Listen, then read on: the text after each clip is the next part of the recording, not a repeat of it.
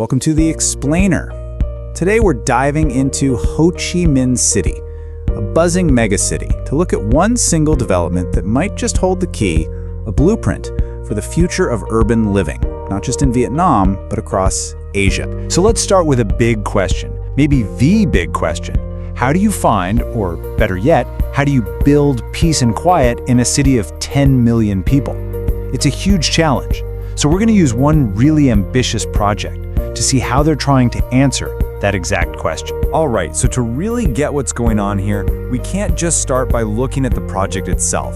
No, we've got to zoom way out and look at the city's grand plan for the entire area first. Okay, so this project is located inside a huge, officially planned area, a place the city calls Planning Area Number 6. And when I say huge, I mean it. We're talking almost 1,600 hectares. To give you some perspective, that's like 4,000 football fields. And this place isn't just about houses, not at all. It's designed to be a major economic engine, a hub for port services, for industry, for logistics. It's strategic. And look, this whole plan, it's not just some wishful thinking on paper. We're talking billions of dollars being poured into real, actual infrastructure. By 2028, you're going to see massive new interchanges and roads getting widened to 12 lanes. And here's the real kicker, the thing you have to understand. All this public money, all this government work, it basically rolls out the red carpet for private developers to come in and build something special on top of it. Okay, so now that we have that big picture, that city-level master plan in our heads, let's zoom right back in. Let's look at the specific project that's being built on that foundation, Gladia by the waters. So what makes this project tick? Well, first off, it's a team-up of two absolute powerhouses in real estate. You've got Keppel, the big international player from Singapore. They bring that global scale, that experience with award-winning luxury stuff like Empire City. And then you've got Khang Điền, a Vietnamese giant. They've been in the game for over 20 years, they know the local market inside and out, and they're known for being super transparent. So what you get is this really cool blend of international standards with deep local know-how. So the whole thing sits on this piece of land, almost 12 hectares. Now, usually in a city this packed, you'd expect a developer to cram as many units in there as possible, right? But they're doing the complete opposite. The plan here is for a really exclusive community, just 226 low-rise homes.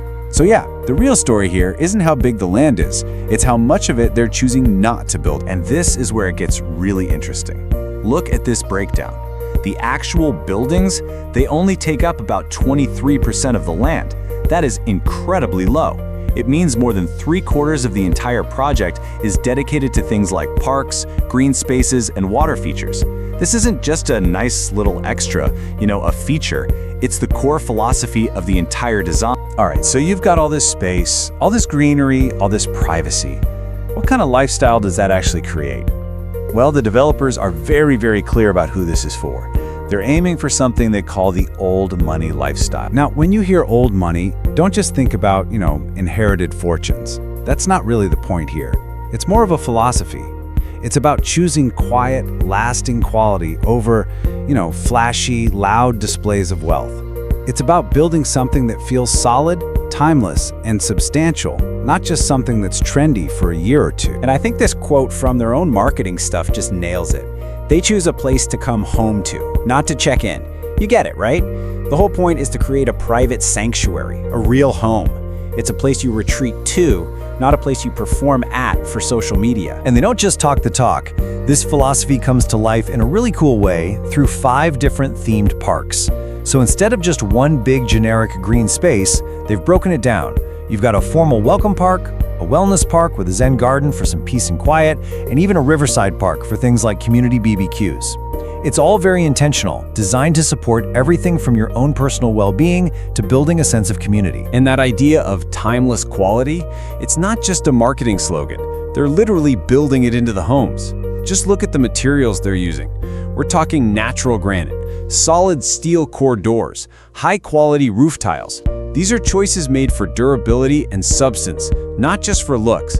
It's that whole philosophy in physical form.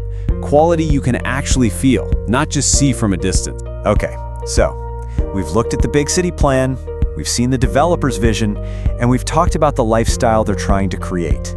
So let's pull back again. Let's ask the big question. Where does something like this even fit in the massive Ho Chi Minh City property market? Well, it really boils down to this one single number, 4. That's it. In a sprawling megacity of 10 million people, there are only 4, count them, 4, new low-rise landed property projects up for grabs in 2024 and 2025. That one number tells you everything you need to know. It's all about scarcity. This kind of living isn't just a luxury anymore. It's becoming incredibly rare. All right, so if it's so rare, it must be the most expensive, right? Well, let's look at the numbers. When you compare it to other high-end projects in the eastern part of the city, Gladia is actually positioned at a really compelling price point. At around 200 million Vietnamese dong per square meter, it's significantly less than some of its main competitors. And when you factor in the international developer and that huge amount of green space, that pricing makes it a very, very interesting option in the luxury market. And it's not just them saying it's a great project. It's already won a bunch of industry awards for its design and for being a top-tier development. But honestly, the biggest seal of approval, it comes from Singapore. This is the first and so far the only project in all of Vietnam to get the BCA Green Mark for districts. That is a massive deal, and it proves their commitment to sustainability is real. So, we've gone deep on this one project. What's the final takeaway? What's the blueprint here? Well, the developers themselves have boiled it all down to these 5 key ideas they call the I factors. It's basically their formula, right? You've got I nature, with all the parks and green space. You've got I entertainment, and I well-being for the lifestyle amenities. I convenience, with smart home tech and professional management. And finally, I sustainability, backed up by those awards we just saw.